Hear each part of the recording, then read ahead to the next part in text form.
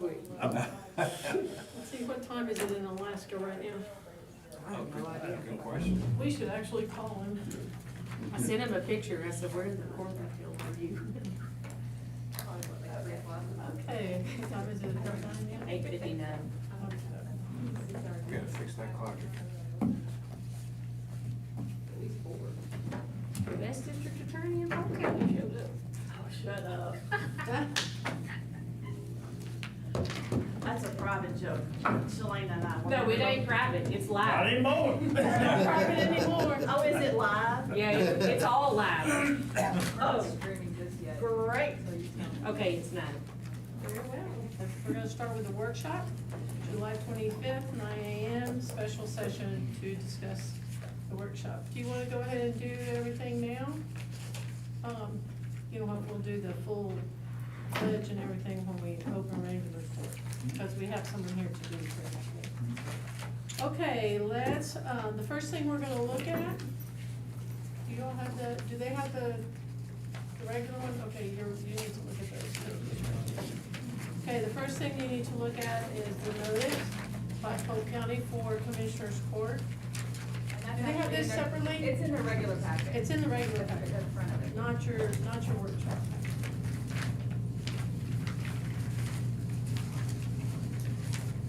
Where's Where's that? At the front. Help. No, this book. Okay. Too many books. Too many books. Find your tax calculation. Find your tax calculation and you'll be, you're looking at it, Galen, right there. Okay. No, you're looking at the, Oh, right. that right there. Okay. Where are you going? You're too far back. You're way back. It's close to the front. It's right up to the. Close what? To the front. Oh, to the front. All the way to the front. Just like, I don't see this. I might not have. here, we're at the budget workshop. Right here. Okay, you should be at, notice of, by Polk County Commissioners Court of increases, in salaries, expenses, and allowances for 2024. We have, these are all the people that are getting an increase in their salary. Now, it may be based on longevity, it may be based on statutory requirements, whatever, okay? So there are a couple of things that we did. If you look at the very bottom, the constables, we approved doing away with the warrant service, right? And just putting that money into their salaries and calling it good. So that's gonna show that a $10,000 increase in their salary, but they in fact have been receiving that as warrant service. So the numbers don't change on that. The other thing you're gonna see at the very top is Judge Brown. He had a $14,000 increase. That's a statutory requirement based on the number of years that he's been a judge. So that takes him from 159,000 to 173 in this current budget that we have right now. Okay, the other person you're gonna note, Commissioner Purvis has a longevity payment, and Sarah Raspberry also has longevity payment.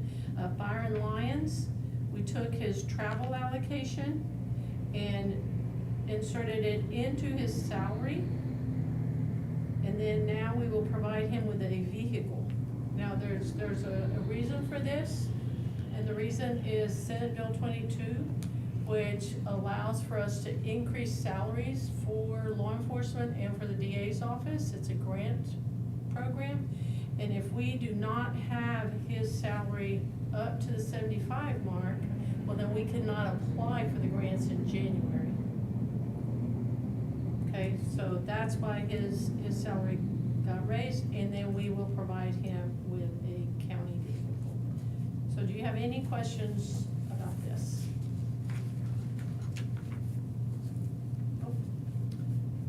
Okay, I do need a motion to approve. I'll second. Okay, so Commissioner Dubose, Commissioner Robertson, all in favor say aye. Aye. Any opposed?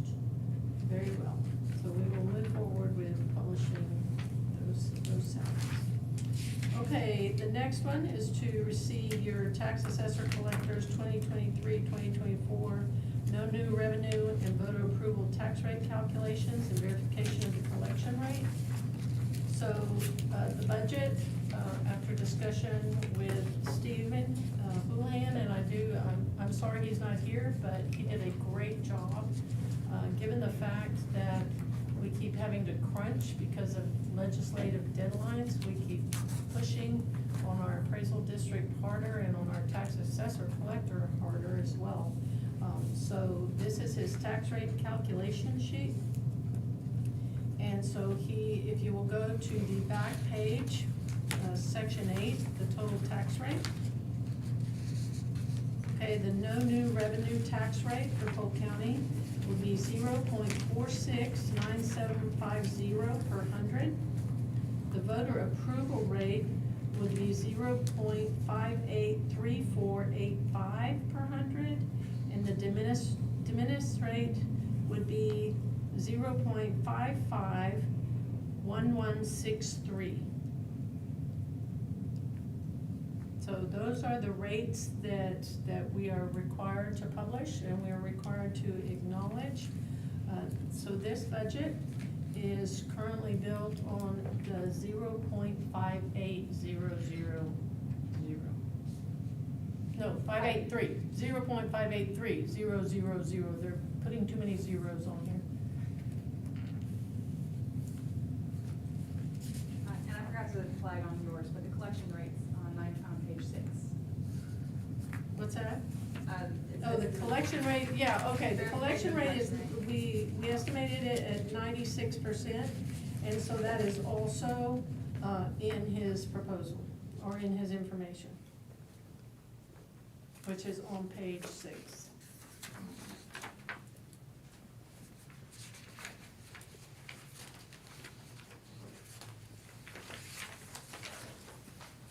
In the past, at 96%, that's a pretty good ratio, isn't it?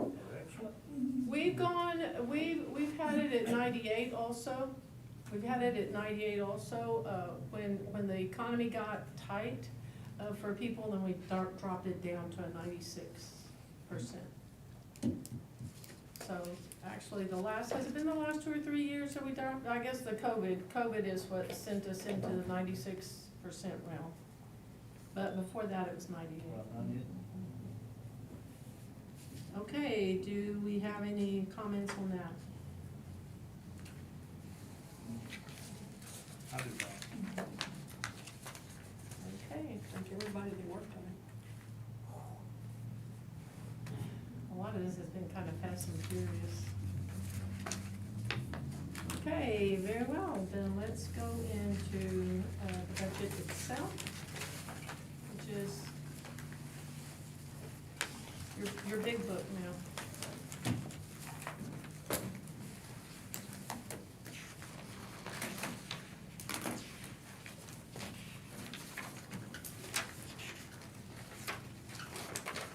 Okay. So to you two new commissioners, if there are any questions when we're going through this, then please speak up, okay? I'm gonna go through some of them a little more slowly or explain things, I guess I should say, a little bit more thoroughly than we would before, but.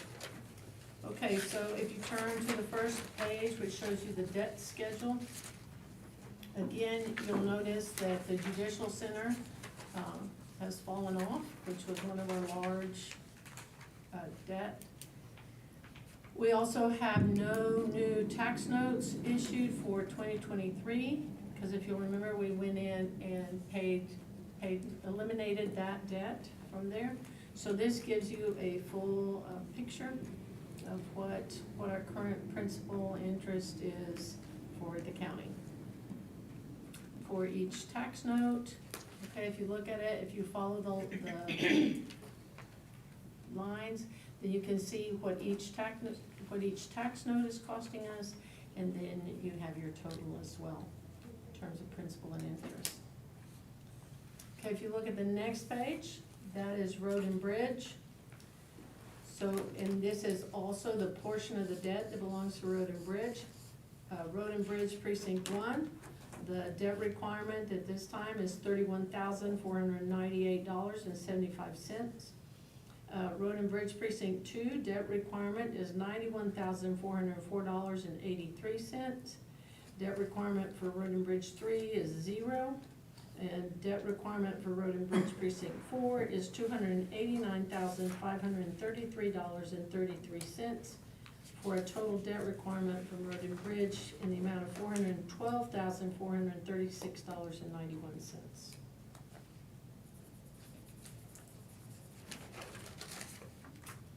Okay, this is your next page is your capital purchase projections.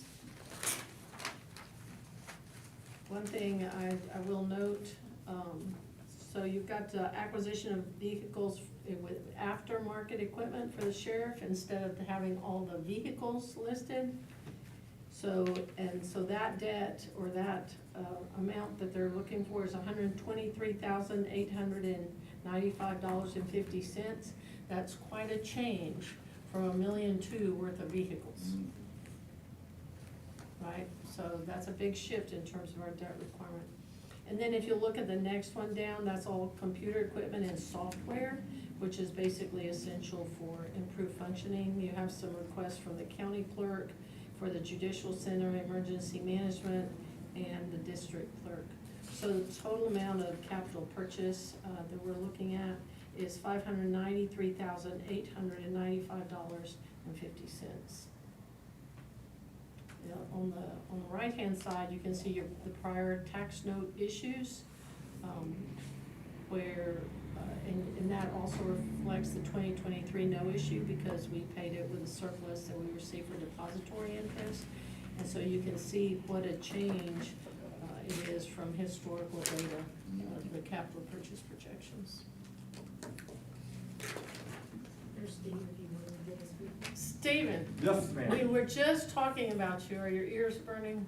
Ooh, hopefully you said nice things, yes. Nothing but nice things. We really appreciate your help, and we know that the legislative calendar kind of scrunches us. And so we appreciate you scrambling with Chad and Carrie and everyone to get it done. Yes, it was team effort, yes. Well, thank you.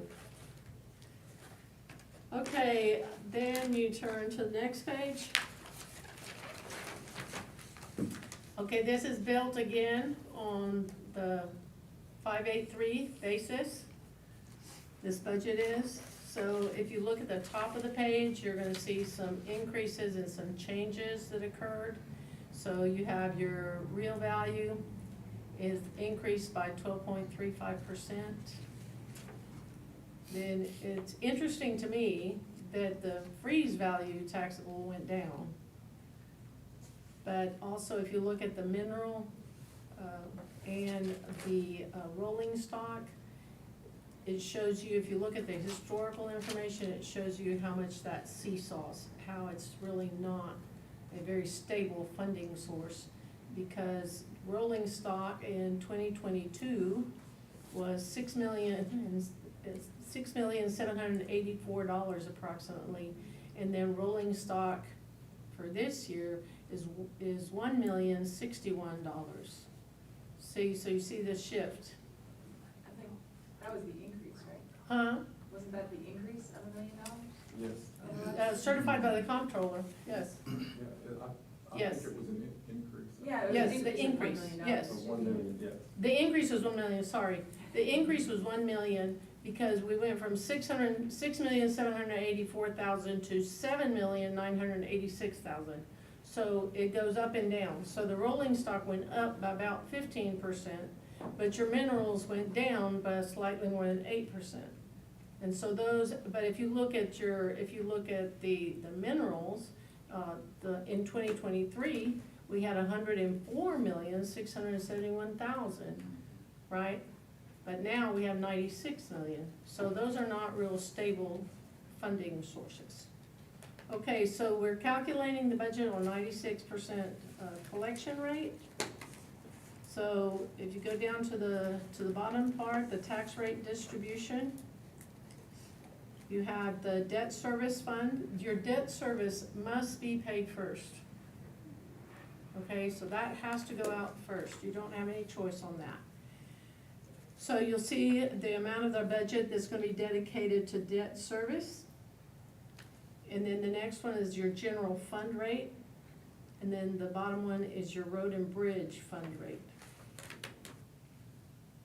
And that's the amount, the percentages are the amount that is obligated into those different funds.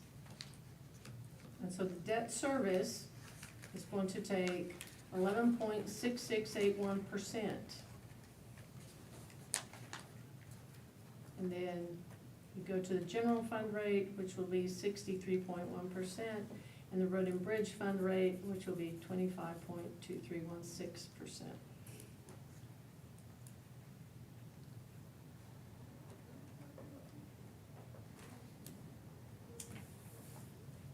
Okay, road and bridge precinct funding is your next page. And so you have to start out paying your debt, then your personnel, and what's left is basically operating capital. And you have the distribution formula that's presented right there. Again, the distribution formula is based on a base and then true road miles and then the percentage of wooden bridges. And so precinct 1 gets 22%, precinct 2 gets 23%, precinct 3 gets 27%, and precinct 4 gets 28%. And a lot of, some of the difference between 3 and 4 is really gonna be wooden bridges and total miles, because we have a base of 75% that just gets equally distributed amongst the commissioners. Okay, so that gives us, if going with a 96% collection rate, the 583 tax rate, that gives us, reflects an increase of $905,487, and that's at the bottom of that page.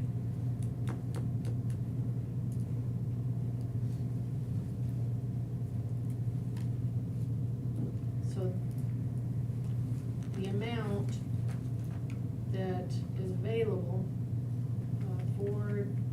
for increased distribution to the commissioners is that amount right there, not quite $1 million. And it will be based on the formula.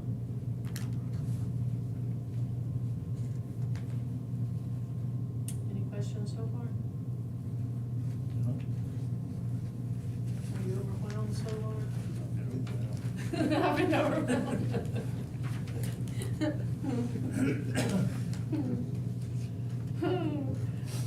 Okay. So now we'll get into the nitty-gritty. Okay, there are some added personnel that we went through in this budget. We have some changes in classification that were included in this budget, and we had additional personnel that were added in this budget.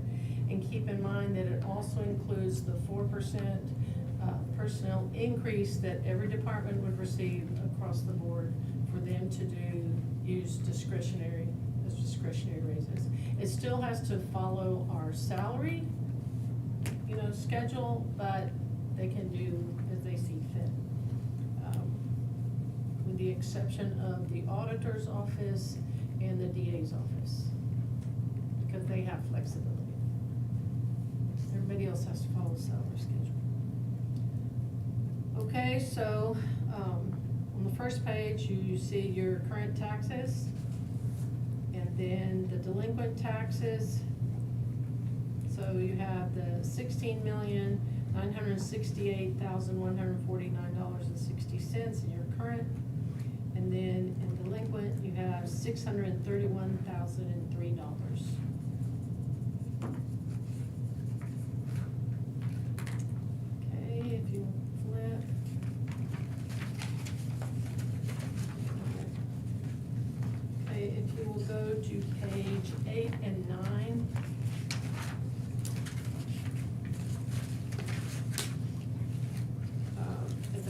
bottom, new position under Commissioners Court.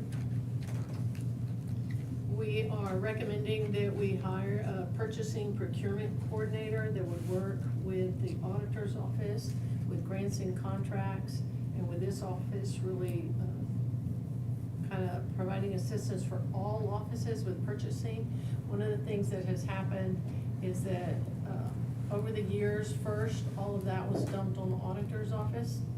And the auditor would really like to be an auditor, not a purchasing agent for the county. Some of those things then got shifted to maintenance for them to do bulk orders for multiple offices. And that created some confusion as well. And so, and the other thing that has happened is that in some departments, we have had purchases that were made, that really were excessive amount of money for the items that they were ordering. And so if we have a purchasing agent that will do the bulk ordering and will pay attention to the prices, then we feel like that position will definitely pay for itself, because the other person that has gotten a lot dropped on them was Becky. So Becky has ended up being our purchasing agent, and then we have different groups doing their purchasing as well without really comparing the prices. So this will kind of streamline it all.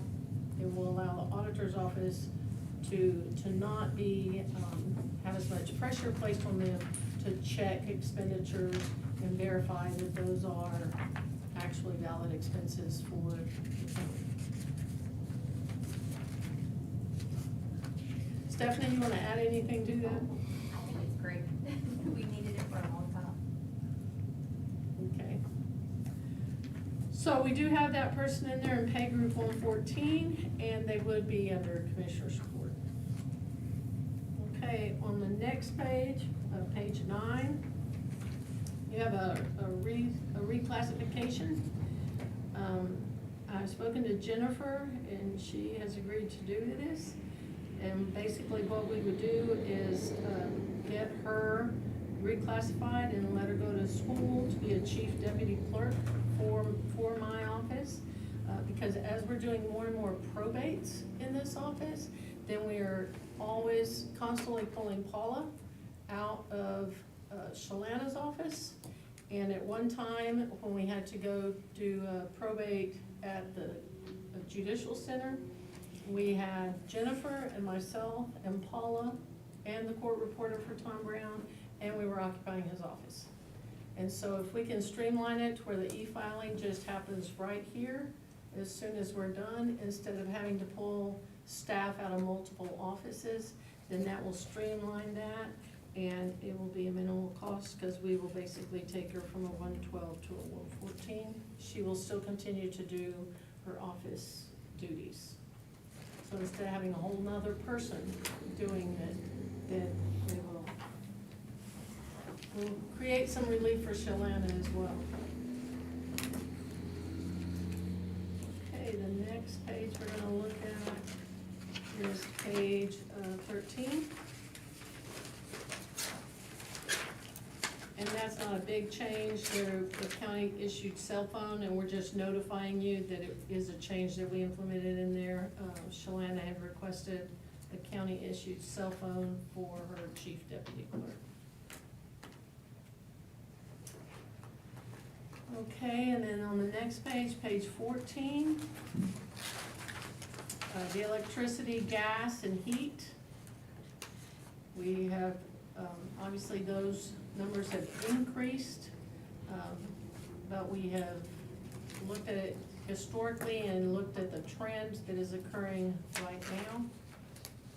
And we feel like those numbers, we're confident that those numbers are pretty close.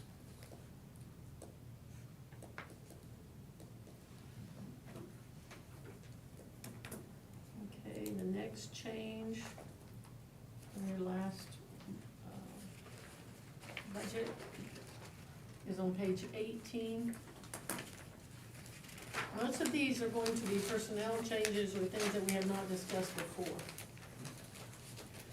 So, in the middle of the page for IT, we would like to add a secretary to assist in the daily clerical work.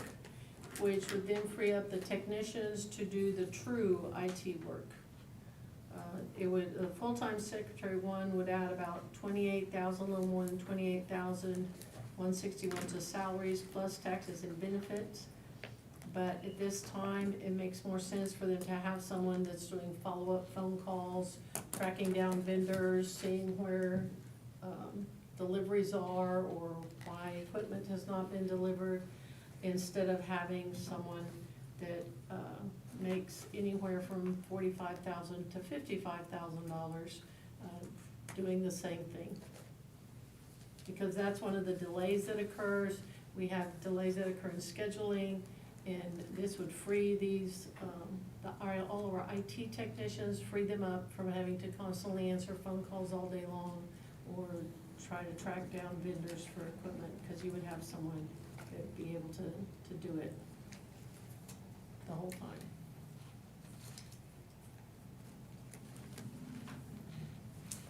Okay, and then on the very next page is again, it's just a correction. The court had previously approved the jury package, and it just had not been put into the budget. That's towards the top of the page, in the amount of $34,910.72.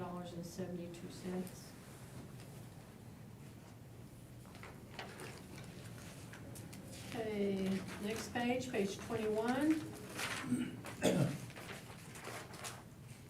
This is on the repair, replace buildings, this is in the maintenance category.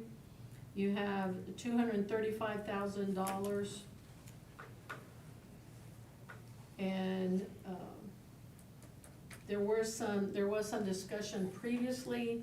This is where if a project is $50,000 or more, if it's $50,000 or more, then they do have to come to the court for approval or do RFPs or that kind of stuff.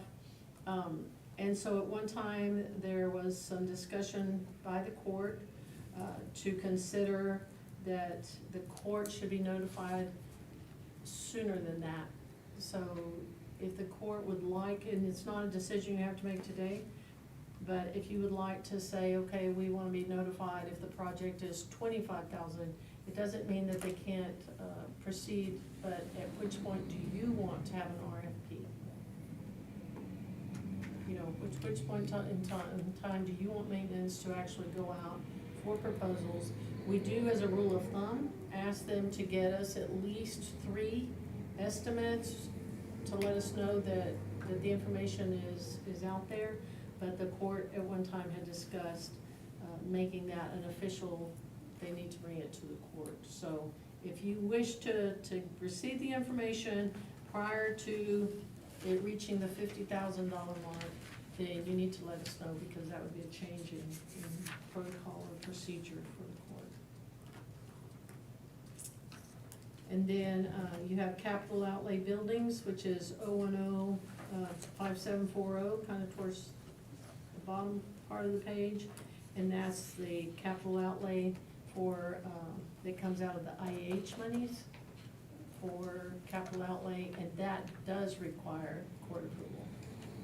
For them to get money out of that, they must come from court approval. Okay.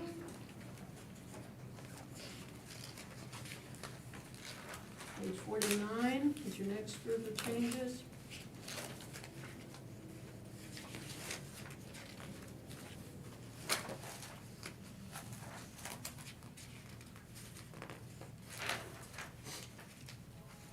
Okay, on page 39, again, you have some requests for personnel.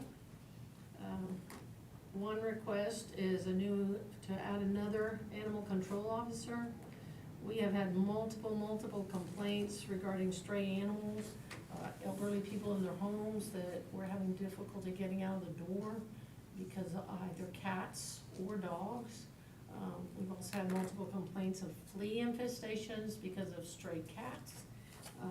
So the sheriff's office would like to become more proactive regarding stray animals, and this will allow them to have more coverage across the board. Your sheriff is actually your rabies control officer for the county, and so it would fall under him in terms of diseases being spread by stray animals. The other request is for 2 new deputies, and that would allow them to have 6 deputies per shift, which would balance it. And then the other request is for 2 new dispatchers. We do have multiple dispatchers that have excessive hours, and we wanna make sure that we have good coverage in that area, and that we're not overworking someone to the point that they might potentially make mistakes. And also, we don't want people losing time or losing money, because that is their money, and that is their time. And so all of these requests are reasonable. One of the things you're gonna notice is your TRA overtime salaries, which is 1060. We are going to have to renegotiate that contract to increase the amount, because if we do receive the grants for SB 22, then all those salaries are gonna go up, which is gonna increase the cost for TRA as well. And we will notify TRA. The amount at this time is $245,282.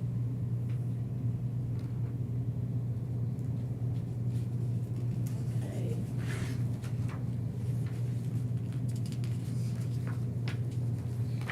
Page 75.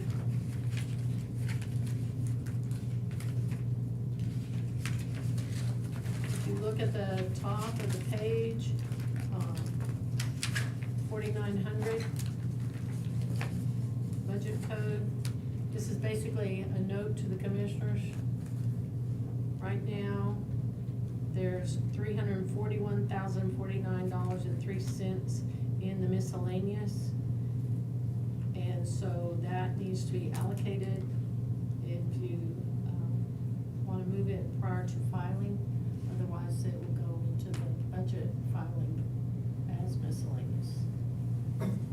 And most of you all go this far and then shift it to where you need it. You know, shift it to personnel or shift it to materials, or you have flexibility in your budget, so it's not like it's gonna go away. We will be glad to take it though.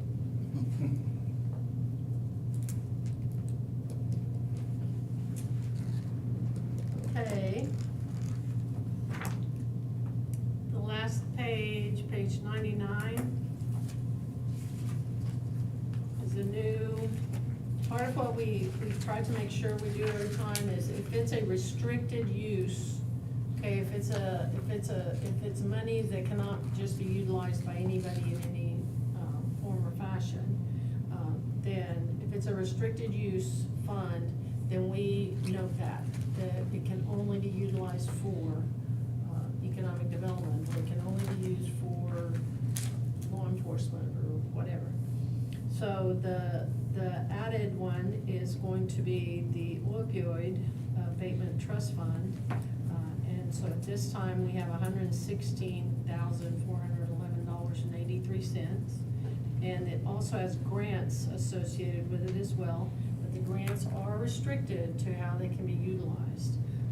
So we need to assess programs. We wanna sit down with the district attorney's office, we wanna sit down with the sheriff, the hospital, you know, people that provide services that are, could be impacted by these grants. We just got back from North and East, but at North and East, some of the recommendations included a DWI or drug court, indigent defense programs, drug rehab programs, and going through things with the hospital as well. So anyone that notices anything like that or is interested in any kind of program like that, then please let us know so we can start doing our research. Any questions? You all are way too quiet. I guess it's a good thing Milton, Alaska. have to start buying his ticket. Okay, we also printed out for you to take a look at, and this is just the salaries, so that everyone can go. I'll have to get that before they leave. Oh, okay. Well, before you leave, before you depart, Carrie will go ahead and bind it for you. We have it printed, not bound. This is a salary schedule projected for 2024 wages, and so that way you can take a look at it. If with SB 22, part of what's going to happen is it asks for salaries for law enforcement, strictly law enforcement personnel to be increased. We feel like that we have a strong salary schedule and don't think that that would be fair to the remainder of the employees in the county. And so we would like to take a really, really close look at bumping those salaries once we reach that point. So next year, you need to expect for us to come back and have some proposals that would balance out the rest of the county. Here's the thing. I totally understand the need for law enforcement. I totally understand the need for jailers. As far as I'm concerned, jailers should make more money than any of us because they are the ones that are truly on the front line.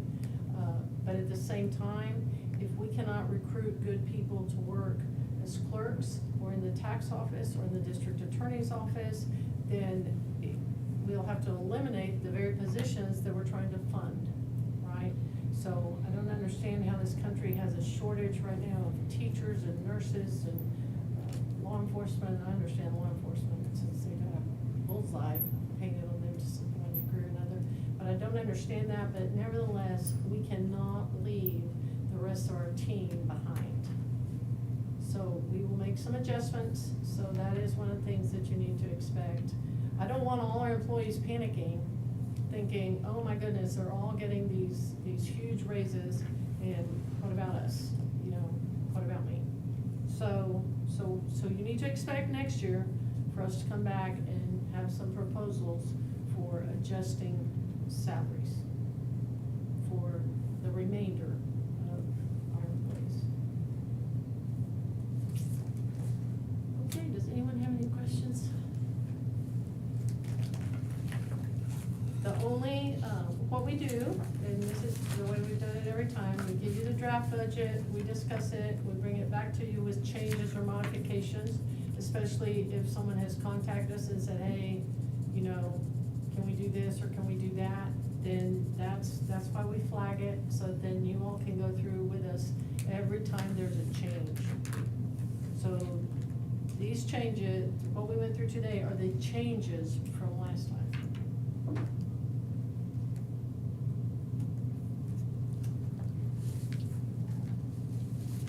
Okay. Judge, what day does the proposed budget get, Friday, I believe. Friday. this Friday? Yes, ma'am. Okay. Yes, ma'am. Yeah. So we need to have it. And that's why we need to have everything as clean as people can get it. That's not to say that there won't be changes made. We all know that right up until the very last day, we're tweaking it. But the basic concept needs to be ready on July, Friday. Okay, continuing with our workshop. Consider any and all necessary action regarding the public hearing on the proposed tax rate. This budget that we are presenting to you today does not exceed the voter approval rate. It does require a record vote because it does exceed the no new revenue rate. Okay, so we do need to do a record vote to place the proposal to adopt the 53 cents to 53, .583. 0.583. I hate it when all the numbers change on me. I'm like, really? I just got used to 0.61. Okay, so, well, the 583 rate, we need to have a proposal to accept the 583 rate. and move forward to adopt the specified rate at a future meeting, which will be on August 15th, 2023, at the regular Commissioners Court, and schedule a public hearing at that meeting on the proposed rate. So is everybody okay with that?